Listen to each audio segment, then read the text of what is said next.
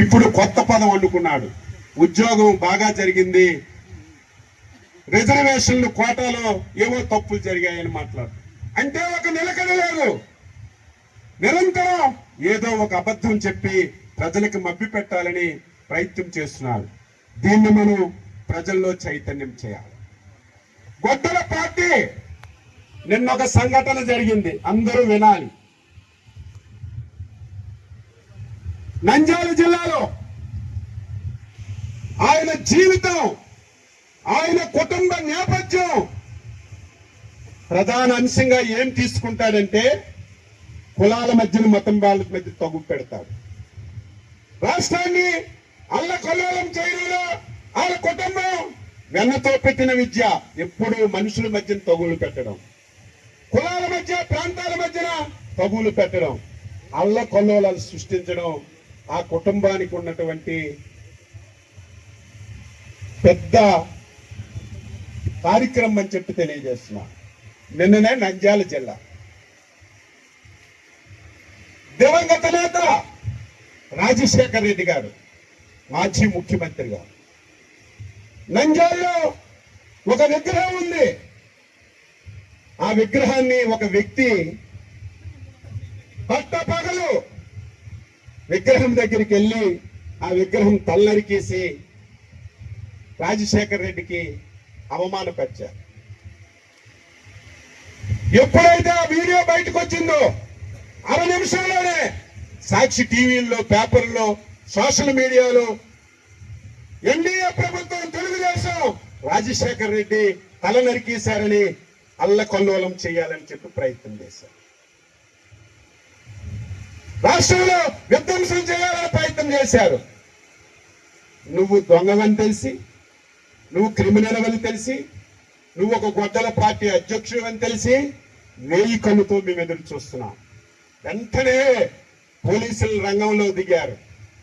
ఇది దాపరికం లేదు, స్పష్టంగా ఎవడెళ్ళి కొట్టాడో ఆ ఫోటో, వీడియో ఉంది. వెంటనే పోలీసులు ఆ వీడియో చూసి ఈయన సంగతి ఏంటని అడిగితే ఆయన అక్కడ ఉన్నటువంటి ఎమ్మెల్యే, మాజీ ఎమ్మెల్యే రవికి ముఖ్యమైనటువంటి అనుసరుడు, పక్కా వైసీపీ కార్యకర్త. ఆయన వెళ్ళి రాజశేఖర్ రెడ్డి తల నరికేశారు. వెంటనే ఈ విషయాన్ని బయటలో పెట్టాం, వాస్తవాలు బయటకు ఇచ్చాం.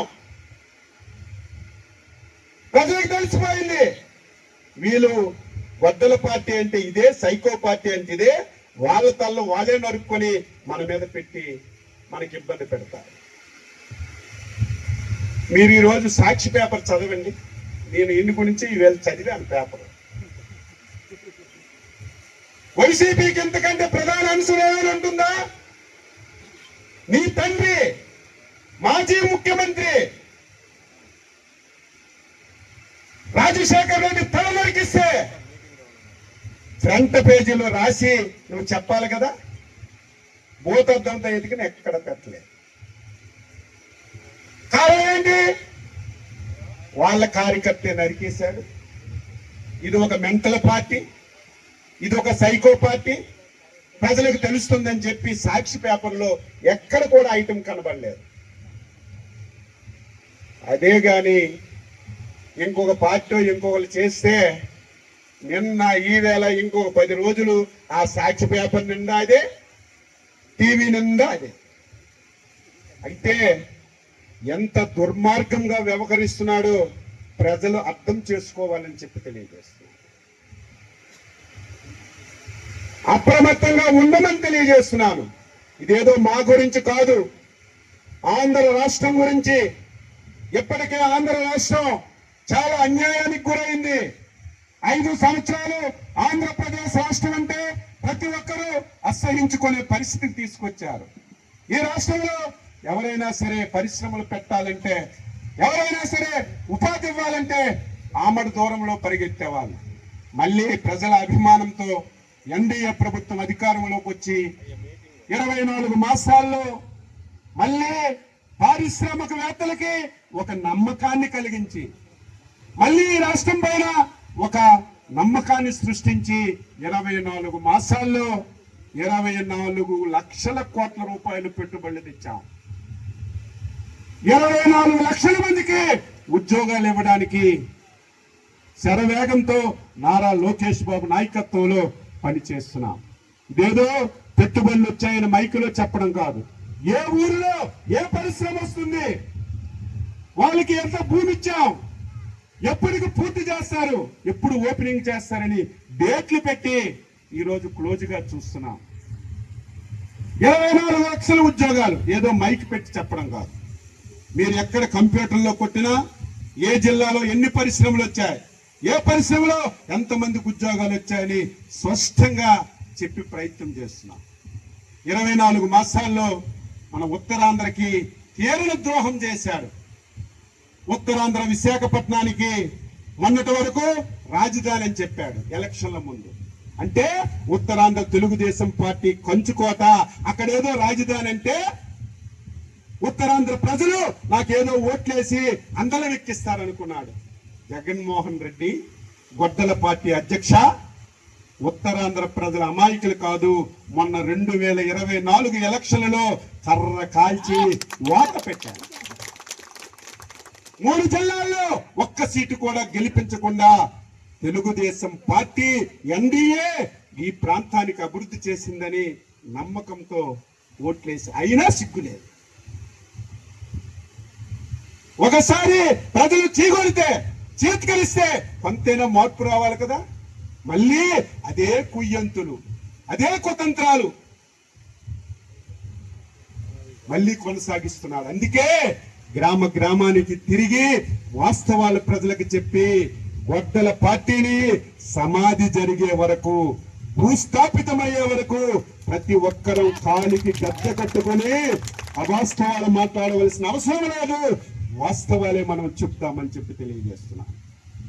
శుభదినం మా రెడ్డప్పనికి, ఇంకా శుభదినం. ఆయన ఎక్కువ రైల్లో తిరుగుతాడు, రైల్వేతో ఎక్కువ కనెక్టివిటీ ఉంటుంది. ఎన్డీఏ ప్రభుత్వం, ఈ రాష్ట్రంలో ఉన్నటువంటి ఎన్డీఏ ప్రభుత్వం డబుల్ ఇంజన్ సర్కార్. కేంద్రంలో ఎన్డీఏ, రాష్ట్రంలో ఎన్డీఏ. ఒక బండికి ఒక చక్రం ఉంటే ఎంత స్పీడ్కి వెళ్తుందో, 2 చక్రాలుంటే ఎంత స్పీడ్కి వెళ్తుందో ది బెస్ట్ ఎగ్జాంపుల్. అక్కడ ఎన్డీఏ, ఇక్కడ ఎన్డీఏ. డబుల్ ఇంజిన్ సర్కార్ 24 మాసాలుగా పనిచేస్తుంది. నేను నువ్వు ఊహించని కార్యక్రమాలు ఈ ప్రాంతంలో జరుగుతున్నాయి. ఒకప్పుడు మన ప్రాంతంలో అందులో ఈ గ్రామానికి బిలాయితో ఎక్కువ సంబంధాలు ఉంటాయి. ఎక్కువ మంది యువకులు రైల్వే పరీక్షలు రాసి ఉద్యోగాలు సంపాదించాలని ప్రయత్నం చేస్తారు. ఒకప్పుడు మనకి కురదా డివిజన్, అవునా లేదా? పరీక్ష రాసి అక్కడికి వెళ్ళాలంటే మన వాళ్ళు హోటల్ రూమ్ లో ఉంటే తాళాలు వేసేవాళ్ళు. ఆంధ్ర నుంచి పరీక్ష రాయడానికి వచ్చారు, వీళ్ళు రాస్తే ఉద్యోగాలు వాళ్ళకే వచ్చేస్తే లాడ్జికి తాళాలు వేసి పరీక్ష అయిన తర్వాత వదిలేసేవాళ్ళు. ప్రతి ఒక్కరు చెప్పేవాళ్ళు ఇది చిన్న పని కాదు. కురదా డివిజన్ తీసి విశాఖపట్నానికి రైల్వే డివిజన్ తేవాలంటే ఎవరి వల్ల అవుతుంది? మళ్ళీ చంద్రబాబు నాయుడు, లోకేష్ బాబు, పవన్ కళ్యాణ్, మోడీ గారి సహకారంతో. ఈ రోజు మనకి ఒక శుభదినం. ఎందుకన్నానంటే విశాఖపట్నం కేంద్రంగా రైల్వే డివిజన్ ఈ రోజే ప్రారంభమవుతుంది.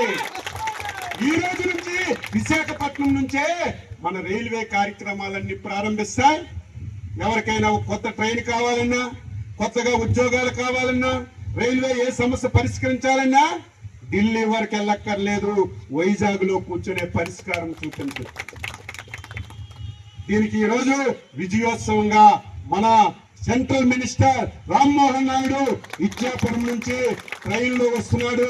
అన్ని స్టేషన్లో దిగి ప్రజలతో కలిసి కేక్ కట్ చేసి ఆనందాన్ని పంచు. అది ఎన్డీఏ ప్రభుత్వం పనిచేసినటువంటి ప్రభుత్వం. ఇది ఎప్పుడో రావాలి. 2014-19లో తెచ్చాం, శాంక్షన్ చేయించాం. 5 సంవత్సరాలు దుర్మార్గులు ఈ రోజు నీతి కౌరులు మాట్లాడుతున్నారు. ఎందుకు ఆగిపోయింది 5 సంవత్సరాలంటే ఆ రైల్వే జోన్కి కావలసినటువంటి 54 ఎకరాలు భూమి ఇవ్వక 5 సంవత్సరాలు ఆగిపోయింది. సిగ్గుందా?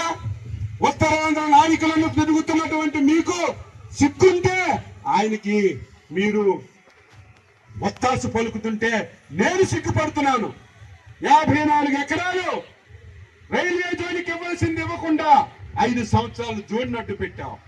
మళ్ళీ మనం వచ్చి భూమిచ్చి ముఖ్యమంత్రి చంద్రబాబు నాయుడు గారు, మొన్నే కేంద్ర మంత్రి అశ్విని వైష్ణవ్ గారు విశాఖపట్నంలో డిఆర్ఎం ఆఫీస్కి వెళ్ళి అక్కడే అనౌన్స్ చేశారు. ముఖ్యమంత్రి గారు ఒకటే చెప్పారు, జూన్ 1వ తారీఖు నుంచి విశాఖపట్నం రైల్వే డివిజన్ ప్రారంభం అవ్వాలి, ఆ రోజు నుంచి పనులు జరగాలంటే ఇచ్చిన మాట ప్రకారం అది నిలబెట్టుకున్నామని చెప్పి తెలియజేస్తారు. ఇది ప్రజాప్రభుత్వం అంటే. నీది గొడ్డల పార్టీ. 1 కాదు, 2 కాదు, 3 కాదు, 30 సార్లు చెప్తాను నీది గొడ్డల పార్టీ. ఎందుకు గొడ్డల పార్టీ? దానికి కూడా ఎక్స్ప్లెనేషన్ ఇవ్వాలి కదా.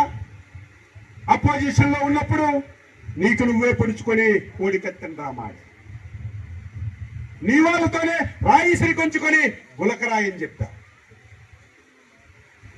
దీంతో సినిమా రక్తి కట్టించలేదని, ఈ చిన్న చిన్న డ్రామాలకి ప్రజలు నమ్మరని ఎలక్షన్లకి 10 రోజుల ముందు నీ బాబాయినే గొడ్డలతో నరికి నరికి చంపించావు. వాళ్ళు చంపించావు. నీ డ్రామా ఏంటి? సొంత నీ చిన్నాన్నే చనిపోతే, గొడ్డలతో చనిపోతే నీకు తెలిసి గుండెపోటుతో చనిపోయా. సాయంత్రానికి గుండెపోటు చంద్రబాబు నాయుడే చంపాడని మరుసటి రోజు దుర్మార్గం అని చెప్పిన పేపర్, ఆ పేపర్ పేరు కూడా మాటకి చెప్పాలంటే నాకు అసహ్యం వేస్తుంది. తెల్లారిసరికి సాక్షి పేపర్ చూస్తే 6 అడుగులు చంద్రబాబు నాయుడు ఫోటో వేసి 6 అడుగులు కత్తి చంద్రబాబు నాయుడు చేతిలో ఎత్తి నిలువెత్తు ఫోటో వేశాడు. చంద్రబాబు నాయుడే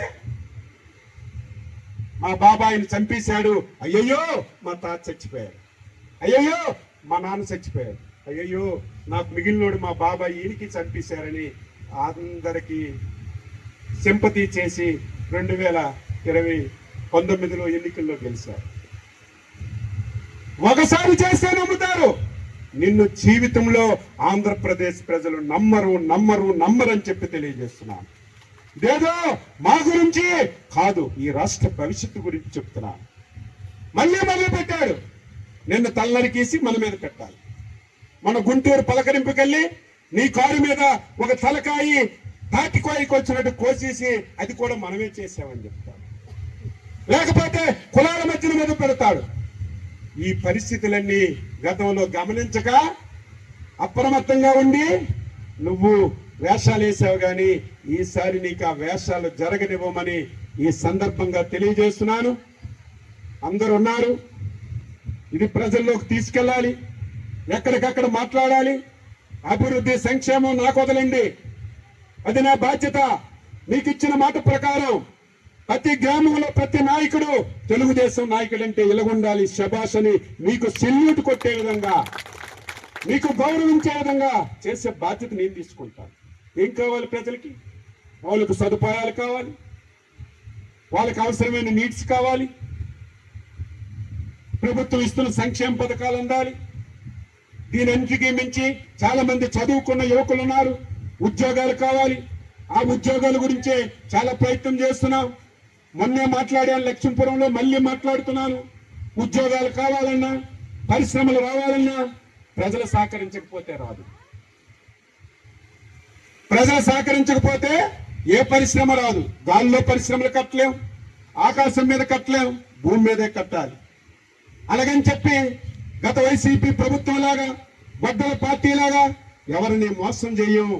ప్రజలకి మెప్పిస్తాం, ఎక్స్ప్లెయిన్ చేసి వారి సహాయం తీసుకొని పరిశ్రమలు కట్టడానికి ప్రయత్నం చేస్తామని ఈ సందర్భంగా తెలియజేస్తూ